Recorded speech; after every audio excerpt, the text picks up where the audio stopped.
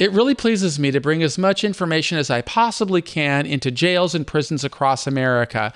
Now, some of the places where I distribute this content in jails and prisons require shorter amounts of time. Some of them require longer amounts of time. So I've got my iPhone here, and I've got the clock ticking. So I'm going to be watching it so that I can break this up in case this video gets a little bit too long, because I don't really have the capacity to be mixing audios and videos all day long. In fact, it's been quite a while since I've created a video. And today, I just want to share with you like what I'm going to be doing, because I know a lot of you are in jails and prisons across America. I know that you're watching the videos because I got all these letters. And everybody that writes me a letter, to the extent that I am able, I send them a book to the jail where they are.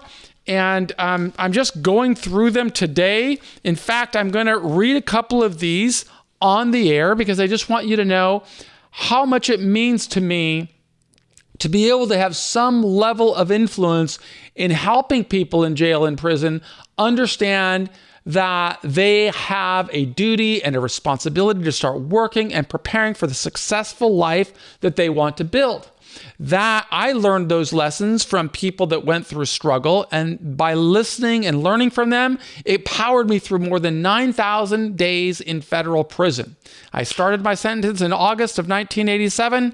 I didn't finish my sentence until August of 2013. So it was 26 straight years of preparing for success upon release. And those preparations made all the difference in the world. That's why I feel as though I need to, be the change that I want to see in the world. It's why I feel as though I need to send this message back into jails and prisons so more people can come back to society with their dignity intact and with opportunities to live as law-abiding, contributing citizens.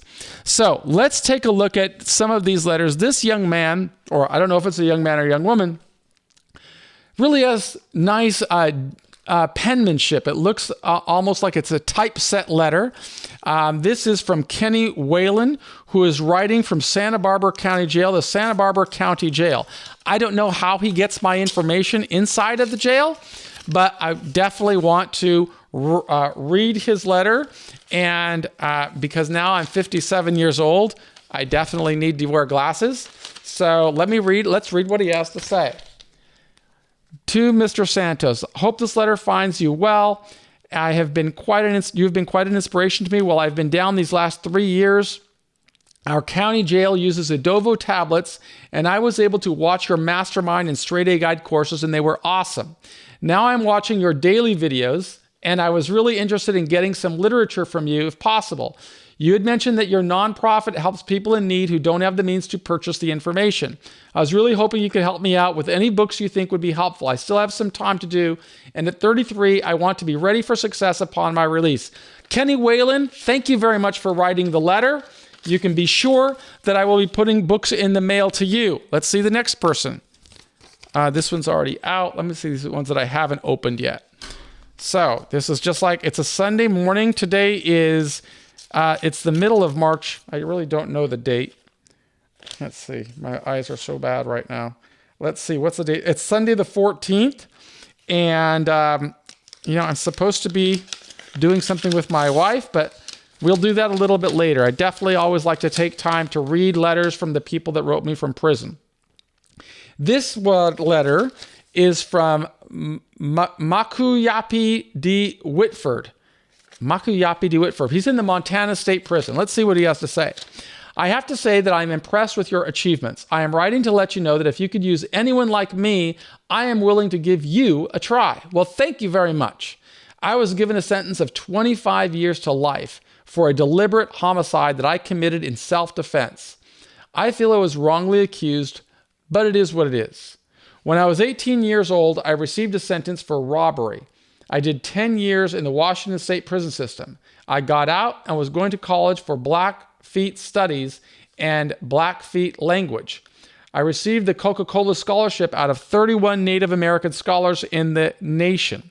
I made the who's who of colleges and Universities of America and was stated for Student of the Year 2012 at the Blackfeet Community College in Browning, Montana. I was also on the Dean's List. Well, congratulations for those accomplishments. I lost all of that when I went to a large party and got jumped. I stabbed one of my attackers, and now here I sit. I have been locked in housing unit for the past 3 years because I am so angry at the system. I consider myself a prisoner rights activist and a jailhouse lawyer. I have a Section 1983 lawsuit in the U.S. District Court concerning the conditions here at the Montana State Prison in the locked housing unit. Honestly, the going is pretty rough right now. I am indigent, and I recently ended up in the hospital after a suicide attempt and after a use of force with staff that will be in the courts soon. But I am feeling helpless and on the verge of giving up life on the streets for a life without the possibility of parole. I want to lash out. I saw your recent podcasts and your courses on the Idovo tablets that we get. I thought I'd write and ask for some of your books, and if you have any type of writing assignments that I might be able to do or anything else that I could to earn a paycheck.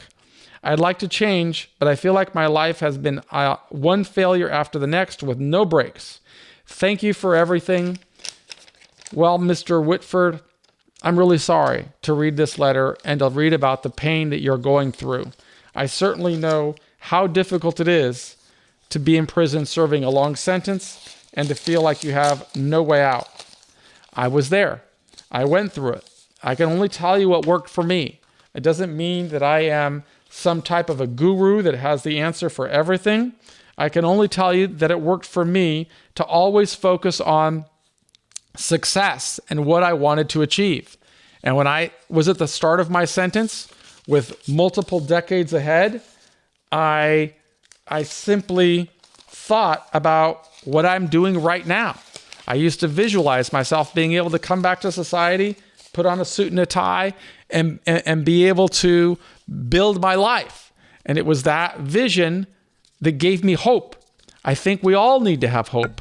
I can't tell you what's going to happen to you. I don't know. But I don't think the answer is to give up. I think the answer is to work harder. We all have to be willing to work really hard on ourselves so that other people will see us as something different. If we're lashing out at staff and thinking about committing suicide and thinking about life without parole, we put ourselves in a situation where things get worse. And I'm not, a mastermind, and I'm not have no power whatsoever. I'm just somebody who went through 26 years in prison, and I try to share the stories that worked for me. I learned from leaders who went through things that were much more difficult than I went through. People like Mandela, who served 27 years in prison but didn't commit a crime. It's sad that there are so many people in our nation in prison right now. My only job is to try to show them work hard, and I will definitely send you a book. Now we're going to look at a letter I received from Richard Anthony, who's at the Federal Correctional Institution in Oakdale, Louisiana. I'm glad that you got my stuff. I don't know how you got it in federal prison because I'm only in a few federal prisons. Hope to get into more.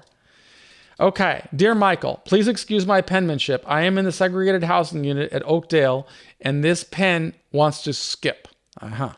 Michael, I read your book, Earning Freedom, and it really said a lot to me. I am from Manchester, Tennessee, home of the Bonnaroo stage.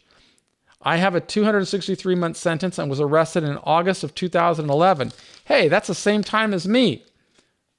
I have been down 10 years. What do you mean? That can't be right. Yeah, I guess so. Oh, August of 2011. I was in August of 1987. I have been down 10 years, fixing to start the 11th year. My little girl was 1 year old when I started, and she's about to turn 12. I still have until 2030 to go. I was busted for conspiracy to manufacture methamphetamines and a pistol charge. I got this, never caught me with any dope.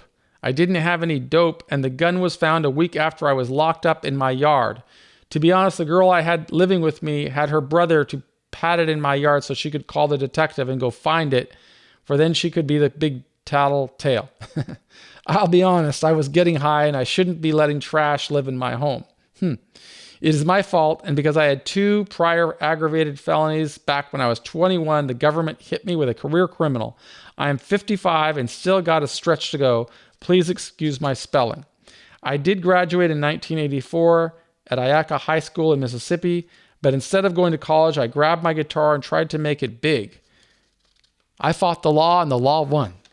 Could have if I hadn't gotten on drugs and alcohol.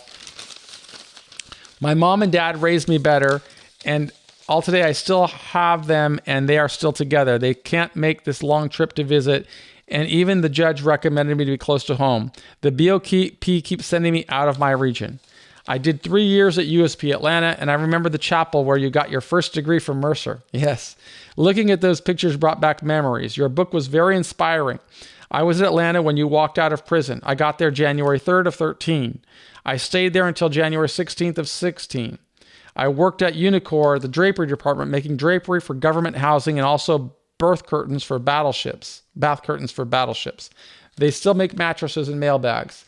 I've kind of ticked the BOP off because back in January of 18, I was here at Oakdale Low, and a female guard came to me wanting me to sell drugs for her.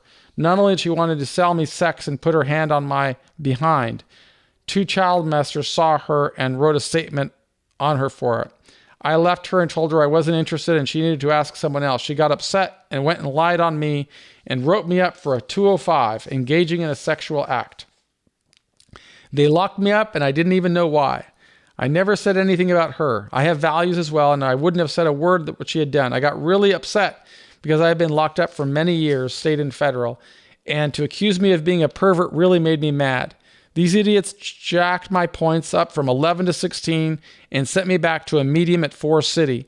I didn't mind it there. Everyone knew that I'd never do what she wrote me up for. I went through all my administrative remedies and took all the way to the U.S. District Court in Little Rock in the Western District. I had all through my remedies for that to look at the camera because I was sitting right under a camera. It didn't matter to those people. They wouldn't look at the videos. The DHO told me she had to find me guilty because a staff member reported it. I was so mad, but embarrassed and ashamed of being accused of something like that. Yes, I know how difficult that could be. A few months ago, in August or September, the district court made the BOP drop that on me because they would not show the camera footage. Told them to restore all my good time and give back what they had taken. They'd even taken my email away, like I was a pervert. I was so happy, but it took 3 years for all this to happen. I already worked my points back down to 13 and had been designated to the low at Forest City. For some unknown reason, I was redesignated back here to Oakdale. As soon as I got off this, I was sent to the SHU. I have been here in the SHU since December 2nd, 2020. 3 months now. Well, get this, they put me back into transferring and I was so happy I didn't want to get here. Just 4 days ago, I was told the region denied my transfer and told me to leave me here. I haven't gotten out yet. I am sweating bullets thinking these idiots are going to retaliate. I don't have any help or influence in this system. I have tried to do right, but I can't because they won't let me. I tried to program. I'm preparing here in SHU. I have no shots. I'm afraid they will do something like that. And stuck. I'm looking for a little help to get me out of here. If you and your lovely wife could maybe do a little something to help me, I would really appreciate it. My record speaks for itself. I've done really great up until this old girl said something.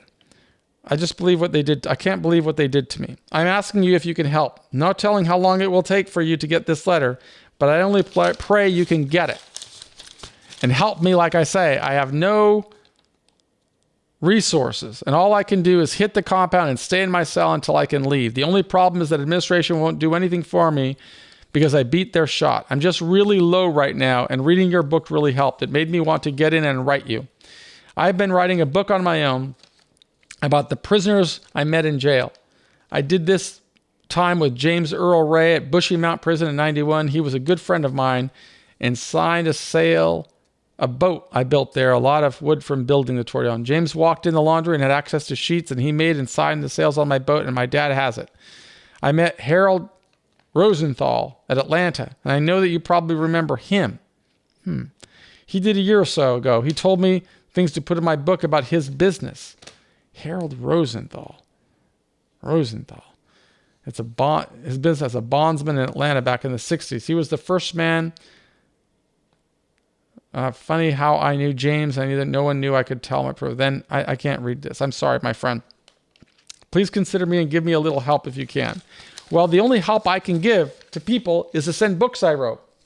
Now, I think I'm getting to the end of this video because I'm halfway through. Yeah, it's 15 minutes. So I want to spend a little bit responding to these 3, and then I'll make a separate video that responds to a couple more. I just can't keep up with all of these letters because I also have a business to run. But I do try to share these messages with people inside, and I want to comment a little bit on what I heard from these 3 letters. The key to getting through a long prison sentence is to focus on what you want to become. What can you do? Forget about what they've taken away from you for now. You can't control that. What you can control is how you respond. It's really tough to serve time in prisons. And prisons of higher security levels have different levels of risk than prisons of lower security levels. And jails have different complications than prisons. But one thing we have in common as human beings, regardless of where we are, is we all go through struggles and challenges. And we all have to muster the strength to get through it. We have to figure out a strategy. And we can't figure out a strategy if we don't start by defining success. I defined success while I was in prison really clearly. I knew that I wanted to come back to society and be able to function and build businesses and have people see me for the way I responded to a problem rather than the bad decisions that I made that put me in the crosshairs of problems. And because I knew what I wanted, I could really create a strategy and then document it. And for those of you who have already read my book, you know that required me to focus on this 3-pronged plan. Focus on educating myself, focus on building a strong support network, and focus on contributing to society in meaningful, measurable ways. If I could do that, I believed that I could create new opportunities that would open later because of the earlier decisions that I made.